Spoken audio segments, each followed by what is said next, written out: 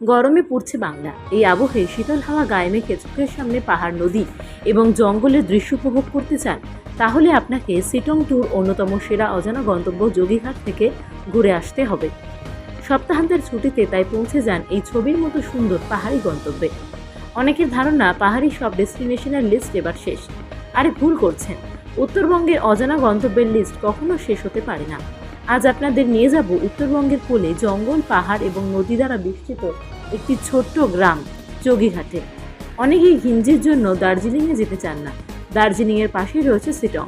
সিটং দুই ভাগে বিভক্ত, সিটং 1 এবং সিটং 2। এই সিটং 2 এর মধ্যে অবস্থিত যোগীঘাট ছবির মতো সুন্দর।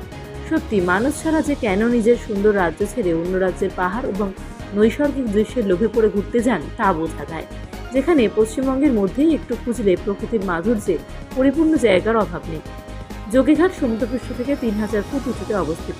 বিস্তীর্ণ চা বাগান আর কমলালেবুর বাগানে ভর্তি এই পাহাড়ে উপস্থিত। যোগীঘাট সিটংয়ের নিচের দিকে অবস্থিত। এই গ্রামের একপাশ দিয়ে ছোট বড় পাথরের সময় ধাক্কা খায় এই সমস্ত পাথরের গায়ে। এই রিয়াং নদীর ওপরেই রয়েছে একটি সেতু, যে সেতুর একপাশে দাঁড়িয়ে আপনি নদী এবং পাহাড়ের সৌন্দর্য উপভোগ করতে পারবেন। যোগীঘাটের মায়াবী প্রকৃতির সৌন্দর্যকে আরও বাড়িয়ে তোলে এখানকার সরগাছের বন। পাহাড়ের ধাপে ধাপে এখানে চাষাবাদ হয়ে থাকে। খুব কম সংখ্যক জনবসতি রয়েছে এখানে। মংপুর পাহাড়ে সিনকোনা গাছের চাষও দেখতে পাবেন। এখানে ব্রিটিশ আমল থেকে সিনকোনা চাষ হয়। রিয়াং নদীর চারপাশ সবুজে ঘেরা। এখানে আপনি চাইলে পিকনিক করতে পারবেন। যোগীঘাটে যে কম সংখ্যক বাড়ি রয়েছে, সেই বাড়িগুলির মধ্যেই হোমস্টের ব্যবস্থাও রয়েছে। তাই রাত্রি যাপনের ক্ষেত্রে আপনার কোনো অসুবিধা হওয়ার কথা নয়। প্রকৃতির এই অপূর্ব গন্তব্যে ঘেরা এই গন্তব্যকে নিজের চোখের সামনে দেখতে চাইলে আপনাকে পৌঁছে যেতে হবে নিউ জলপাইগুড়ি। আবার আপনি শিলিগুড়ি হয়েও গাড়ি ভাড়া করে পৌঁছে যেতে পারেন যোগীঘাটে। গরমে পড়ছে বাংলা। এই আবহে শীতল হাওয়া গায়ে মেখে চোখের সামনে পাহাড়, নদী এবং জঙ্গলের দৃশ্য উপভোগ করতে চান, তাহলে আপনাকে সিটং ট্যুর অন্যতম সেরা অজানা গন্তব্য যোগীঘাট থেকে ঘুরে আসতে হবে। সপ্তাহান্তের ছুটিতে তাই পৌঁছে যান এই ছবির মতো সুন্দর পাহাড়ি গন্তব্যে।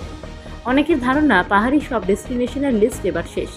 আরে ভুল করছেন, উত্তরবঙ্গের অজানা গন্তব্যের লিস্ট কখনো শেষ হতে পারে না। আজ আপনাদের নিয়ে যাব উত্তরবঙ্গের কোলে জঙ্গল, পাহাড় এবং নদী দ্বারা বেষ্টিত একটি ছোট্ট গ্রাম যোগীঘাটে।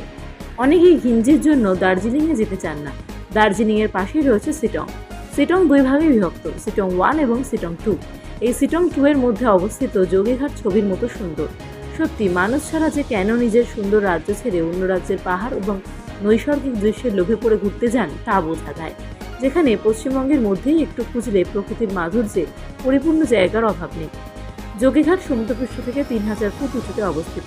বিস্তীর্ণ চা বাগান আর কমলালেবুর বাগানে ভর্তি এই পাহাড়ে উপস্থিত।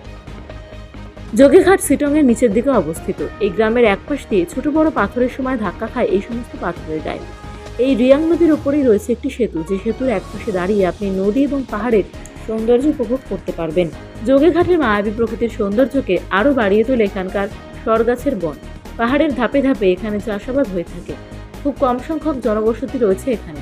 মংপুর পাহাড়ে সিনকোনা গাছের চাষও দেখতে পাবেন। এখানে ব্রিটিশ আমল থেকে সিনকোনা চাষ হয়। রিয়াং নদীর চারপাশ সবুজে ঘেরা। এখানে আপনি চাইলে পিকনিক করতে পারবেন। যোগীঘাটে যে কম সংখ্যক বাড়ি রয়েছে, সেই বাড়িগুলির মধ্যেই হোমস্টের ব্যবস্থাও রয়েছে। তাই রাত্রি যাপনের ক্ষেত্রে আপনার কোনো অসুবিধা হওয়ার কথা নয়। প্রকৃতির এই অপূর্ব গন্তব্যে ঘেরা এই গন্তব্যকে নিজের চোখের সামনে দেখতে চাইলে আপনাকে পৌঁছে যেতে হবে নিউ জলপাইগুড়ি। আবার আপনি শিলিগুড়ি হয়েও গাড়ি ভাড়া করে পৌঁছে যেতে পারেন যোগীঘাটে।